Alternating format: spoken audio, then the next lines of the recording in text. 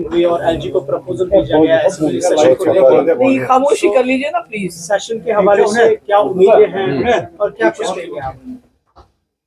دیکھیں ایک تو ایسا ہے کہ یہ نہیں ہونا چاہیے جیسے آج تک سیشنز ہوئے کہ کوئی مقصد ہونا چاہیے، کوئی اس کا رزلٹ ہونا چاہیے. ہم تو چاہیں گے کہ اس میں ضرور یہ ڈسکس ہونا چاہیے کہ جو ہارٹی کلچر کو اتنا نقصان ہوا، روڈ اتنے دن بند رہا، جو وزیر اعلیٰ صاحب نے گڈکری جی کو فون کیا 15-20 دن کے بعد، وہ پہلے بھی ہو سکتا تھا اور اتنا ہزاروں کروڑ روپے کا نقصان نہیں ہو سکتا. اس کی بھرپائی کیسے ہو؟ کیا کسان لون معاف کیا جائے گا؟ کیا ان کو ٹرانسپورٹیشن میں مدد کی جائے گی؟ کس طرح سے اس نقصان کی بھرپائی ہو؟ دوسرا ٹورزم، جو پہلگام کے بعد ٹورزم ہمارا بالکل ٹھپ ہو گیا ہے، ہوٹلیئرز کا بڑا نقصان ہو گیا ہے، ٹرانسپورٹرز کا بڑا نقصان ہو گیا، ہاؤس بوٹ اونرز کا. مجھے کل پرسوں موقع ملا ایک ہاؤس بوٹ میں جانے کا، تو وہ تو بیچارے انہوں نے لاکھوں روپے لون لیا ہوتا ہے تو بالکل بیکار پڑے ہیں. تو ایسے میں کیا سرکار کوئی پیکیج لے کے آئے گی اس انڈسٹری کو، ان لوگوں کو، چاہے ہوٹلیئر ہو، ٹرانسپورٹر ہو یا ہاؤس بوٹ والے اونرز ہو، ان کو کوئی سہارا دینے کی تب تک جب تک کہ ٹورزم دوبارہ پک اپ ہوتا ہے. تو اسی طرح سے تیسرا میرے حساب سے تو جو شفٹنگ آف پرزنرز ہے، آپ ان کو اگر چھڑا نہیں سکتے، جیسے میں نے پہلے بھی کہا کہ عمر صاحب نے یہ آفر کیا تھا کہ وہ مہراج ملک کو لیگل ہیلپ آفر کرنے کے لیے تیار ہیں. ان کو ضرورت نہیں ہے، مگر جن لوگوں کو ضرورت ہے، جو ہمارے قیدی جو ہیں ہزاروں کے تعداد میں جموں کشمیر سے باہر ہیں، کیا عمر صاحب ان کو لیگل ہیلپ پرووائڈ کریں گے تاکہ ان کے کیس لڑے جائیں؟ کہ بڑے غریب لوگوں کے بچے ہیں یہ.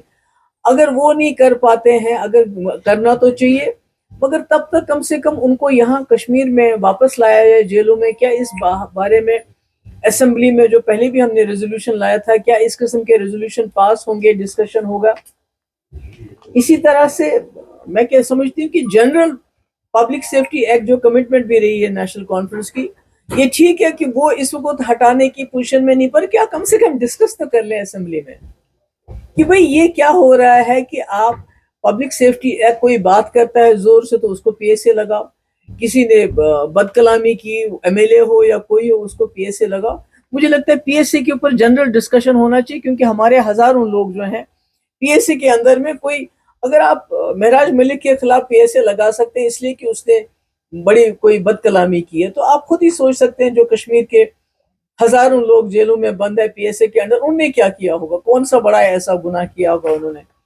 دوسری ایک بہت ہی سیریس، اور اس کے علاوہ جو ہم نے ایک بار لایا تھا، یہ جو ڈیلی ویجرز ہیں ان کو ریگولرائز کرنے کا، ہم نے اس میں بھی ایک بل لایا تھا، ریزولوشن لایا تھا، جس کو بالکل سرکار نے درکنار. مجھے لگتا ہے یہ برننگ ایشوز ہیں اس وقت، ہارٹی کلچر ہو، ٹورزم ہو، قیدیوں کی بات ہو، یا ڈیلی ویجرز کی بات ہو، یا پی ایس اے کی بات ہو. یہ پر اس کے علاوہ میں ایک تھوڑی سی ایسی بات کہنا چاہوں گی جو مجھے معلوم ہے شام کو جتنے بھی گودی میڈیا کے چینلز ہیں اس کو اچھالیں گے.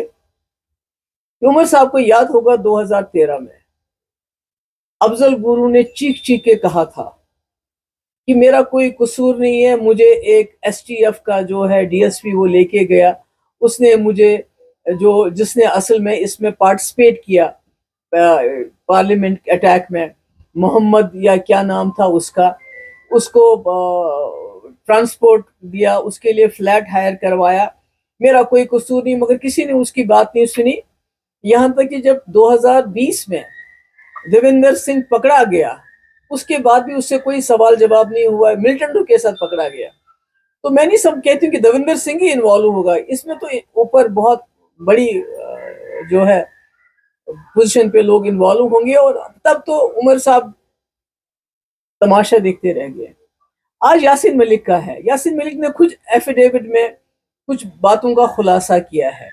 آئی am not here to contest legality کی، اس کے خلاف 65 کیسز ہیں، کرمنل کیسز ہیں، جس میں ایک جو ٹیرر فنڈنگ کیس میں، جس میں انکلوڈ نہیں ہے کو جو 5 ان کے اوپر ایلیگیشن ہے کہ انہوں نے ایئر فورس کے 5 افسروں کو مارا تھا، یا اغوا کا کیس، اس میں وہ نہیں شامل ہے. ان کیسوں کے علاوہ ایک ٹیرر فنڈنگ کے کیس میں پلاٹنگ اگینسٹ دا اسٹیٹ وغیرہ وغیرہ، ان کو عمر قید ملی ہے، جس کے لیے این آئی اے اب کہتا ہے کہ ان کو پھانسی ملنی چاہیے. تو میں یہ ضرور گزارش کروں گی کہ عمر صاحب سے یہ مسئلہ وہ اٹھائیں. اس لیے کہ یاسین ملک نے اپنے ایفیڈیوٹ میں کہا ہے کہ پرائم منسٹر نرسمہا راؤ سے لے کے ڈاکٹر منموہن سنگھ تک، اٹل بہاری واجپئی، آئی کے گجرال، سب کے دوران اس کو پرسویٹ کیا گیا کہ وہ وائلنس چھوڑ کے پیس پروسیس میں ان کی مدد کرے، جس میں بڑے بڑے جو ہمارے بیوروکریٹس ہیں، چاہے وہ آر کے نارائن تھے، این ایس اے تھے، چاہے جو یہ دلت صاحب ہیں، چاہے اجیت دوول صاحب ہیں، یہ سب اس پروسیس میں انوالو رہے ہیں. ان میں سے تو 2 زندہ ہیں. تو میں جاننا چاہتی ہوں وہ خاموش کیوں ہے؟ دیکھیے ابھی این ڈی اے کی سرکار میں 2015 سے بہت سارے نیگوسیشنز ہوئے، اسام میں ہوئے، نارتھ ایسٹ میں ہوئے، چھتیس گڑھ میں ہوئے، جہاں پر ملیٹنٹوں کے ساتھ، بہت سارے ملیٹنٹ گروپس کے ساتھ نیگوسیشنز ہوئی 2015 سے لے کے آج تک، جہاں ان کو بولا کہ آپ ہتھیار چھوڑ دو. ان کے ساتھ بات ہوئی، ایک انڈرسٹینڈنگ ہوئی. تو اسی طرح سے یاسین ملک کے ساتھ بھی ایک انڈرسٹینڈنگ کی گئی تھی 94 میں، جب ان کو جیل سے رہا کیا گیا. ان کو اٹل بہاری واجپئی تب اپوزیشن کے لیڈر تھے، وہ ان سے ملے. اس کے بعد جو وہ پرائم منسٹر بنے تب بھی ملے، ڈاکٹر منموہن سنگھ سے ملے، اور حافظ سعید سے پاکستان میں ملے، وہ بھی آئی بی کے کہنے پہ ملے. تو اگر یہ سب باتیں اسٹیٹ سپانسرڈ تھی، اگر ایک آدمی کو ایک حساب سے یہ انڈرسٹینڈنگ دی گئی کہ آپ وائلنس ترک کر کے کنٹری کے لیے، ہت کے لیے، کنٹری کی انٹرسٹ میں کام کرو، اس کے لیے آپ پاکستان جاؤ، ان کو پاسپورٹ دیا گیا. ہمارے وقت میں مفتی صاحب کے وقت میں ان کو جیل سے رہا کیا گیا. تو یعنی پورا سسٹم، جو پورا اسٹیٹ کی machinery, including R S S کی لیڈرشپ، یہ جو ریلیجس لیڈرز، بڑے بڑے بیوروکریٹس، تو یہ سب انوالو تھے. تو آج وہ سب بھول، اس کو ایک کنار درکنار کر کے ایک آدمی کو اس لیے عمر قید یا پھانسی کے تختے پہ پہنچایا جا رہا ہے کہ اس الزام میں جو بھی اس نے ایکشن کیا، جو بھی اس نے کیا، وہ تو اسٹیٹ کے کہنے پہ کیا. تو مجھے حیرانگی ہے کہ عمر صاحب کو کم سے کم، کیونکہ یہ آج یاسین ملک کی بات نہیں ہے.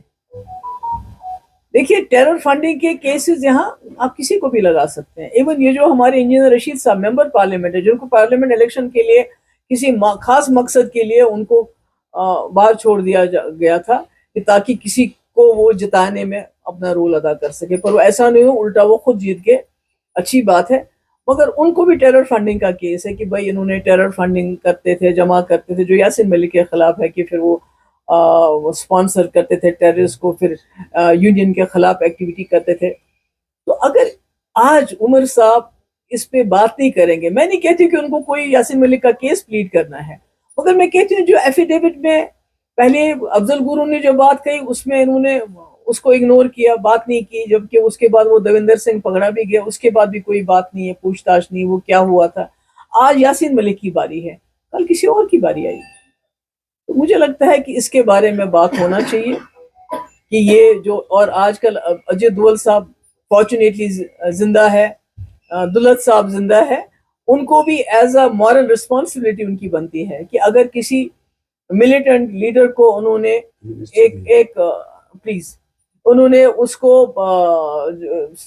وائلنس سے گاندھین راستے پہ وہ آ گیا، تو آج آپ اس کو دوبارہ یو ٹرن کر کے سارا اس کے منہ پہ تھوپ رہے ہیں. مجھے لگتا ہے یہ ڈائلاگ جو ہے آگے سے کوئی بھی کشمیری سامنے نہیں آئے گا ڈائلاگ کے لیے. اور یہ ایک سٹیٹ کا اپنا ایک ہوتا ہے مورل رسپانسبلٹی، ایک مورالٹی ہوتی ہے، ایک بات ہوتی ہے. تو اگر آپ اپنی بات کی عزت نہیں رکھ پاؤ گے، اپنی بات کی جو آپ نے ایک کمٹمنٹ کی ہے اس پہ پورا نہیں اتر پاؤ گے، تو مجھے لگتا ہے یہ نہ جموں کشمیر کے لیے اچھا ہے، نہ ملک کے لیے اچھا ہے، نہ انٹرنیشنل لیول پہ یہ بات اچھی ہے.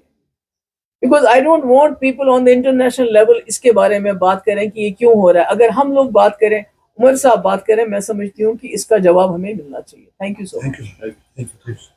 میں خاص طور پر یو پی بہار کے علاقوں میں آئلہ محمد کی کمپین چل رہی ہے، لیکن یو پی میں جو ہے پولیس نے اس میں شامل لوگوں کے خلاف ایف آئی آر کی اور کہا کہ یہ جو قانون ویوستھا کی سچویشن اس کو بگاڑنا چاہتے ہیں. اس پوری کمپین پہ بی جے پی بھی سوال اٹھا رہی ہے. تو آپ کو لگتا ہے کہ اس طرح کی کمپین سے جو لا اینڈ آرڈر ہے اس کو کوئی خطرہ ہوگا؟ جب یہ لوگوں کو پیٹتے ہیں، پکڑتے ہیں، ابھی ریسنٹلی انہوں نے یو پی میں ہی شاید میرے خیال میں ایک مولوی کو پکڑا، اس کو پیٹا، اس کی داڑھی نوچی، وہ پورا زخمی ہو گیا تھا, اس کو بولا کہ آپ جے شری رام بولو.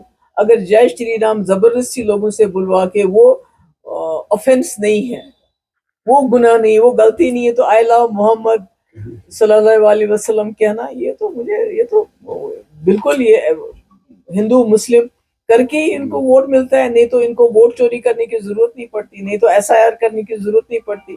بیکاز اگر انہوں نے کوئی کام کیے ہوتے, لوگوں کو جاب دیے ہوتے, نوکریاں دی ہوتی, غریبی کو ہٹائے ہوتے, تو مجھے لگتا ہے یہ اس قسم کا ہندو مسلم نفرت پھیلانے کی ضرورت نہیں پڑتی. وچ از ویری انفارچونیٹ. ہندوستان جیسے ملک میں جہاں اتنے زیادہ اولیاء کی زیارتوں پہ سب سے پہلے زیادہ ہندو جھکتا ہے, وہاں دعا کرتا ہے, چاہے اجمیر شریف کی درگاہ ہو, تو اس میں اس قسم کا زہر پھیلانا مجھے لگتا ہے یہ اس ملک کے لیے بہت ہی خطرے کی گھنٹی. اور شاید یہی وجہ ہے کہ باہر کے ملکوں سے ہمارے لوگوں کو, ہندوستانیوں کو باہر نکالا جا رہا ہے اس وقت. Thank you. نیشنل کانفرنس کی طرف سے PDP کو تنقید کیا جا رہا ہے, the wholly solely responsible is PDP for Kashmir mess. تو اس میں اس وقت especially cabinet minister Sakina Itoo targeted. دیکھیے نا, فاروق صاحب نے تو سارا بول دیا کہ ہم کشمیری کیا ہیں.